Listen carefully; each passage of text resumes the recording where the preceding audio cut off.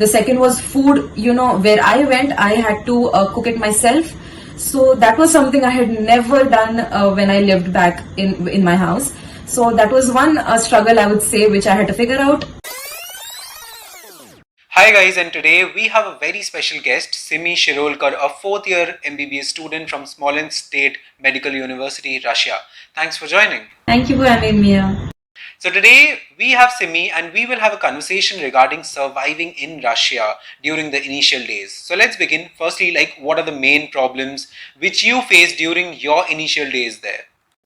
Okay, so the first was language barrier. That really did hit us because it's not an English speaking country. So every little thing, you go for grocery shopping, even all the products are written in Russian. So everything you do, you need to have a Google translator with you. And that's the initial phase. With time you learn Russian language and you get pretty well adapted to it, but initially you do struggle with it. So that was one. The second was food. Where I went, I had to cook it myself. So that was something I had never done when I lived back in my house. So that was one struggle, I would say, which I had to figure out.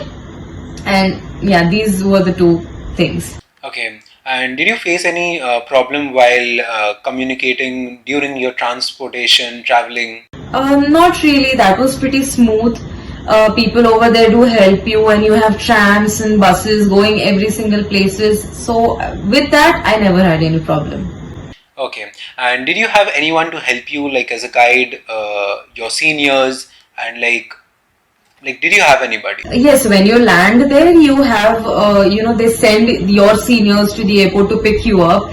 So that's a very nice gesture, I'll say, that, when you land and you're pretty much excited and your senior themselves come to pick you up, they, create a bond and they help us out. They take us to places, to banks, to get our new credit cards and all sorts of things. So it's a joyride in the beginning in terms of that. Okay. That's great to hear. And how different is living in Russia than it is in India? You become an independent person. You take responsibility for your own finances. You cook for yourself. You're basically living in an apartment. So it's a house to you. You take care of your house. So you become independent in ways you cannot imagine. And I think the more you get exposed, that much more your personality develops. So with that, you have a development at the side. There's one little thing that you miss your family, of course. You're with your friends alone. But I think when everyone's going through the same situation, people come by. You just need to find good friends, and I think even homesickness, it just passes by.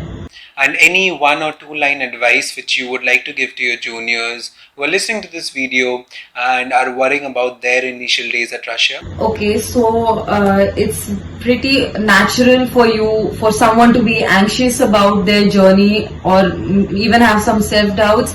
But I would suggest don't have one. The moment you land, the moment it all falls on you, you figure it out. You do figure it out, and you don't just stop at one place. You keep going. So when you just choose the right friends. I think that's important when you're in Russia, because they are the ones who are going to influence your whole entire life over there, your journey, your everything, your academic life. Once you have good friends, then it just all works out. With each week, you are going to understand that you are just a better version of yourself than before. That's all I can say. Okay, so I'll put an end to this conversation, and those were few words of wisdom from your responsible senior, and hope you got an idea about surviving in Russia during the initial days, and that was the end of this conversation. Thank you, Simi. Thank you.